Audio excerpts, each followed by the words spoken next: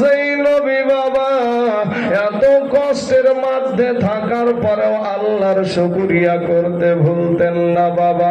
আমার নবী যখন দুনিয়ার জমিনে আসবে গো, আমার নবীজি মা আমেনার পেটে থাকা অবস্থার তার বাবা আব্দুল্লাহকে হারায়া দিয়েছে বাবা। আমার নবীজি বাপ হারায় এতিম হয়েছে মায়ের গর্ভে থাকাকালীন। কিন্তু ভাই গো 6 বছর বয়সে আমার দয়ার নবীজির জনম দুঃখিনী মা এ দুনিয়া থেকে বিদায় নিয়ে চলে গেছে বাবা রে। এরপর বাবা ওই নবী যখন দুনিয়ার জমিনে আগমন করলেন বাবা, ওই নবী যখন দুনিয়ার জমিনে আগমন করলেন, আমার মা মিথ্যা বলতে পারে রে ভাই, আপনার মা মিথ্যা বলতে পারে, কিন্তু আমার দয়ার নবীর মা মিথ্যা বলতে পারে না। মা আমেনা জানা বলে গো,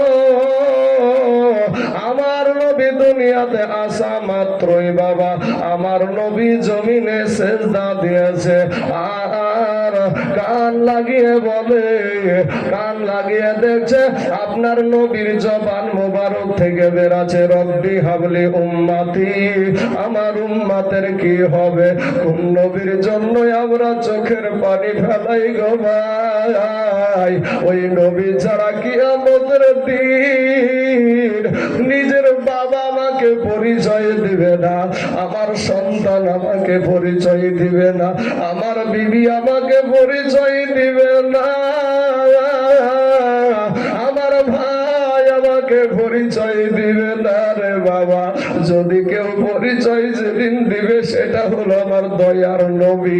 ওই নবী ছাড়া বাবা কিয়ামতের দিন কেউ আপন না। ওই মা আমেনা বাবা 4 জন নারীকে আমার আল্লাহ পাক আমার নবীর খাদেমা হিসাবে পাঠাইয়াছিলেন বাবা গো।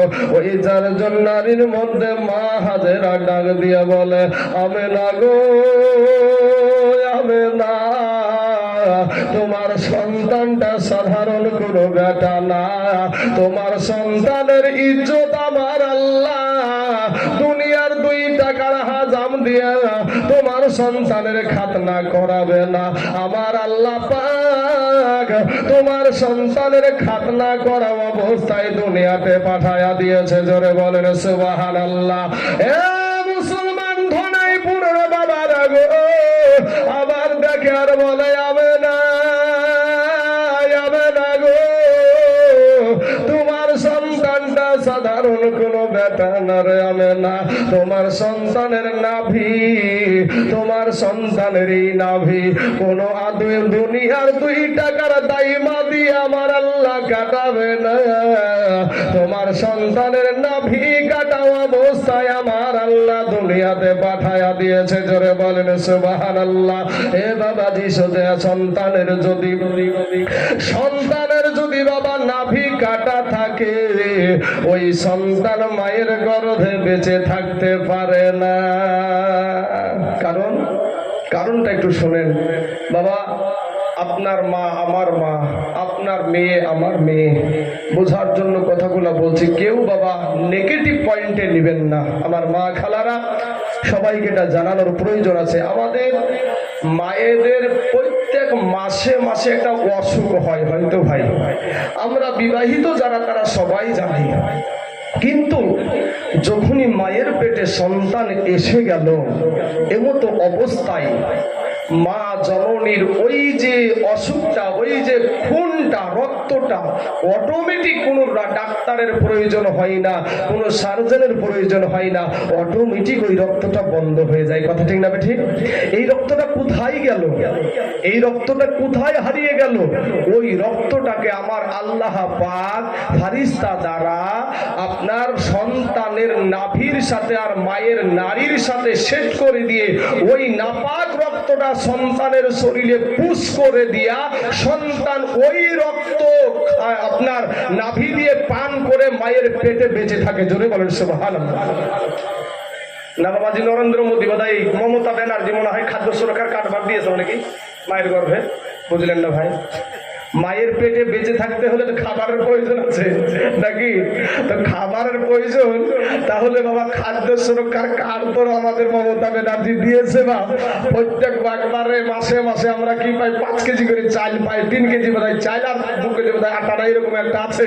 তো বাবা তাহলে আমাদেরকে খাদ্য সুরক্ষার কার্ড কোনো প্রধানমন্ত্রী দেয় নাই, মুখ্যমন্ত্রী দেয় নাই, মায়ের গর্ভে আপনাকে আমাকে বেঁচে রেখেছে পৃথিবীর কোনো মানুষ না, স্বয়ং আপনাকে বেঁচে রেখেছে আপনার আল্লাহ। জোরে বলেন সুবহানাল্লাহ। আল্লাহ পাক বলে বান্দা রে আমি তোর আল্লাহ, তোকে আমি বড় আদর করে সৃষ্টি করেছি। মায়ের পেটে তুই কি খাবি? দুনিয়াতে আসার পরে এখন হুজুররা বলছে বা নামাজি চাচারা বলছে এ ভাই নামাজ পড়ার সময় হয়েছে, আয় রে ভাই নামাজ পড়তে আয়। তখন বলছেন কাজ নিয়ে সময় পাচ্ছি না। এইটা বললেন মায়ের পেটে তো আপনি ছিলেন, খাবার খেয়েছেন, এই খাবার কে আপনাকে দিয়েছিল? কতখানি কাজ করতেন তখন আপনি, তখনও তো আপনি খাবার খেয়েছেন, এই খাবার কে দিয়েছে? আমার আল্লাহ দিয়েছে। এর জন্যই আমরা বলি কি রুজির মালিক হলো আল্লাহ। আমার আল্লাহ বলে বান্দা রে তুই যখন মা জননীর পেট থেকে যখন দুনিয়ার জমিনে যাবি, ওরে বান্দা আমি আল্লাহ দেখলাম তুই দুনিয়াতে যাওয়ার পরে তুই কান্না শুরু করে দিবি। খাবারের চাহিদা হবে, কি খাবি? ভাত খেতে গেলে গলায় বেঁধে যাবে, রুটি খেতে গেলে গলায় বেঁধে যাবে। ওরে বান্দা আমি তোর আল্লাহ, তোর জনম দুঃখিনী মায়ের বুকে আমি 2টা ফ্রিজ বসায়া দিয়েছি। জোরে বলেন সুবহানাল্লাহ। আপনার মা আপনার বিবিকে জিজ্ঞাসা করেন গো বাবা, আপনার বিবি আমার বিবির স্তনের ফুটাতে বাবা আমার আল্লাহ একটা ফুটা দিলেই তো হতো, একটা ফুটা দিয়ে দুগ্ধ আসলেই তো হতো। কিন্তু না বাবা, অনেকগুলা ফুটা কেন আসলো, অনেকগুলা ছিদ্র কেন হলো? এটাই কারণ একটা ফুটা দিয়ে যদি দুগ্ধ আসে গো, অনেক দুগ্ধ আসার কারণে এই গলাতে যদি অনেক দুগ্ধ চলে যায়, সন্তানের নিঃশ্বাস নিতে কষ্ট হবে, সন্তান বেমার হয়ে যেতে পারে, অসুস্থ হয়ে যেতে পারে। আমার আল্লাহ ছোট ছোট ছিদ্র দিলেন বাপ, ওই ছিদ্র দিয়ে আপনার ঝিরঝির ঝিরঝির করে দুগ্ধ আসবে আর মহা আনন্দতে সন্তান পান করবে। জোরে বলেন সুবহানাল্লাহ। যুবক রে আজকে তুমি সেই আল্লাহকে চিনো না রে বাবা, আজকে তুমি সেই নবীকে চিনো না রে বাবা। ও যুবক আজ তুমি সেই নবীর আদর্শ তোমার ভিতরে নাই রে বাবা। যুবক রে গুনাহ নিয়া তুমি কবরে যাও না, একটা সেকেন্ডের আযাব সহ্য করতে পারবা না রে বাবা। ও যুবক রে হাতে দুনিয়ার আগুন যদি আপনার হাতে লাগে বাবা হাতখানা পুড়ে যাবে, যদি পায়ে লাগে পাখানা পুড়ে যাবে গো। কিন্তু জাহান্নামের আগুন এত কঠিন, এত কঠিন ও বাবাজি, আপনার শরীরে জাহান্নামের আগুন স্পর্শ করা মাত্র আপনার কলেজা পর্যন্ত ভুনা করে ফেলবে। জোরে বলেন সুবহানাল্লাহ। এত কঠিন আযাব সহ্য করতে পারবা না রে বাবা। আমরা দুনিয়ার জমিন থেকে কবরের আযাব আমরা কেউ টের পাবো না বাবা, কেউ বুঝতে পারবো না। যদি কবরের আযাব যদি আপনি আমি টের পেয়ে যেতাম, বাবার কবরের আযাব সন্তান যদি দেখতো রে বাবা, উন্মাদ হয়ে কবর থেকে দূরে পালায়া যেত। মা জননীর কবরের আযাব সন্তান যদি দেখতো বাবা, সন্তান পাগল পাড়া হয়ে দূরে পালিয়ে যেত। ওই গোরস্থান ময়দানের আশেপাশে কোন রকমের কোন বাড়ি ঘর হতো না। মুসলমান ভাই কবর কঠিন জায়গা রে যুবক। আজকে তুমি মসজিদে আসো না ভাই, আজকে তুমি নামাজ পড়ো না, আল্লাহকে তুমি সিজদা করো না রে বাবা।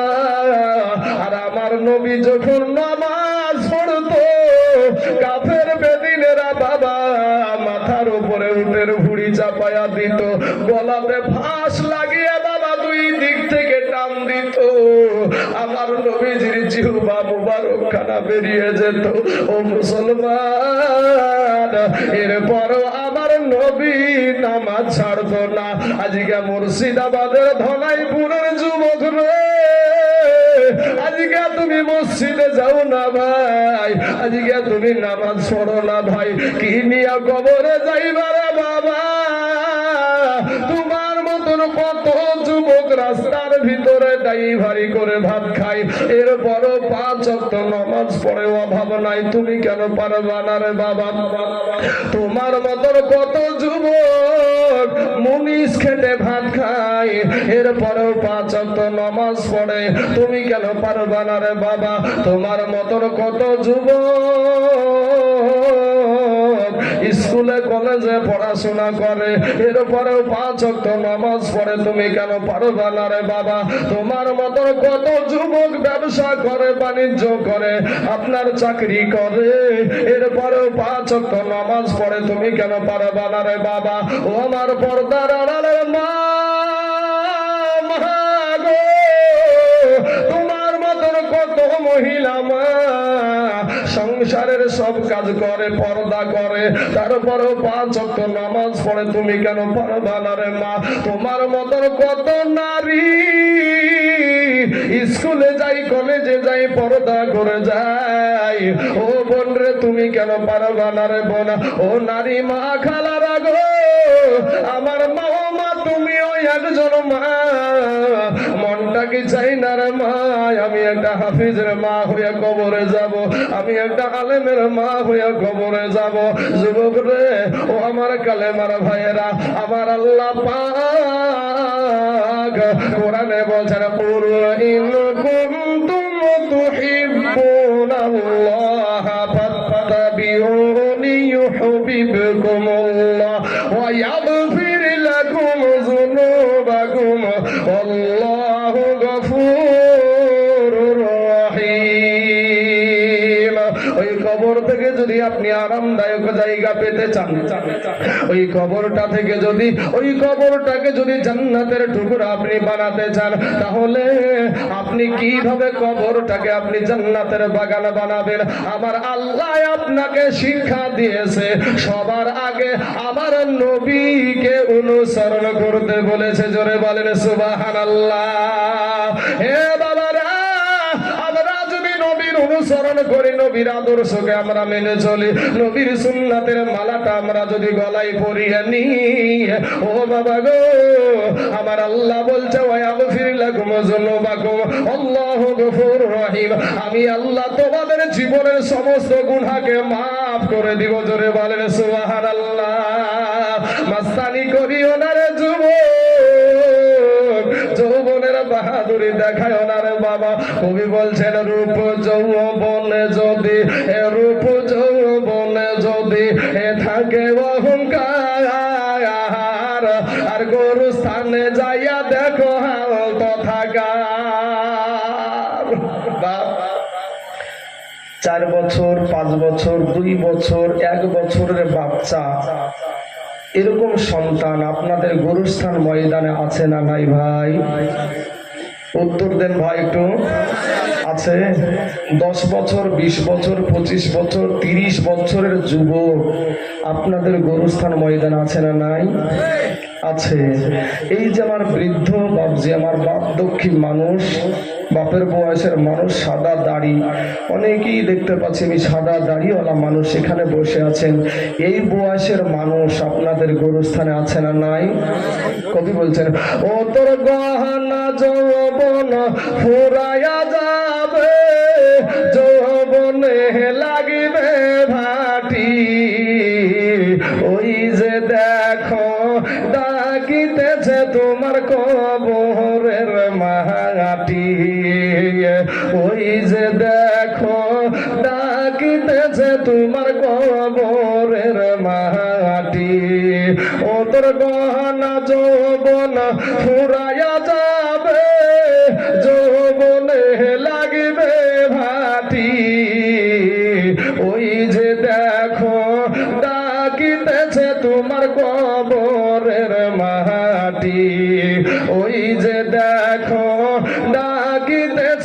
তোমার কবরের মাটি। বাইরে সন্ধ্যার আগে যেদিন ডুবিবে বেলা, এক মুহূর্তে শেষ হইবে তোমার রঙেরই মেলা।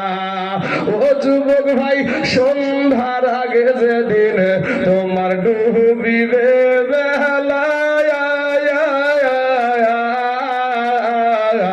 এক মুহূর্তে শেষ হইবে তোমার রঙেরই মেলা। তুমি কার মাহানো এ জোর ধম, কার মাথায় ভাঙি লাঠি, ভাইরে কার মাহানো এ জোর ধম, কার মাথায় ভাঙি লাঠি। ওই যে দেখো ডাকিতেছে তোমার কবরের মাটি, ওই যে দেখো ডাকিতেছে তোমার কবরের মাটি। ধনাইপুরের মানুষ রে, ঘুইরা মর তুমি এই মায়ারি পিছে, এত আশা ভালোবাসা সবই যে মিছে। ওরে ঘুইরা মর তুমি এই মায়ারি পিছে, এত আশা ভালোবাসা সবই যে মিছে। কোনদিন জানি আইসা পড়ে আজরাইলের হাতের চিঠি, ভাই গো কোনদিন জানি আইসা পড়ে আজরাইলের হাতের চিঠি।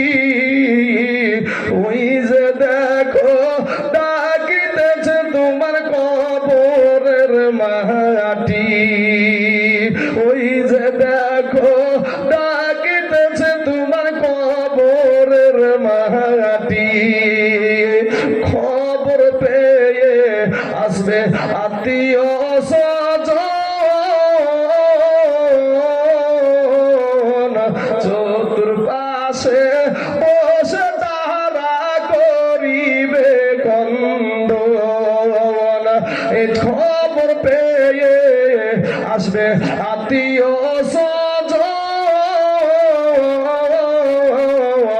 এই চতুর্পাশে বসে তারা ভাইগ করিবে কন্দন। ওরা মনের মতো সাজায়া দিবে কি সুন্দর পরিবাটি।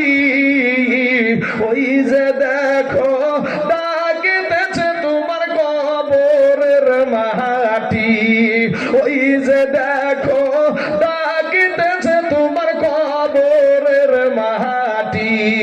আল্লাহুম্মা সাল্লি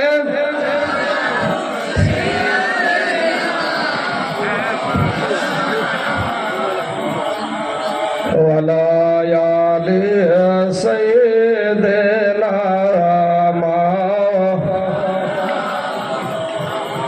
সাল্লাল্লাহু আলা মুহাম্মাদিন মুহাম্মাদ হরদম জবান পাক নামে মুহাম্মাদ হরদম জবান শফিয়ানা মুহাম্মাদ সাল্লাল্লাহু আলাইহি ওয়াসাল্লাম। বাবা গো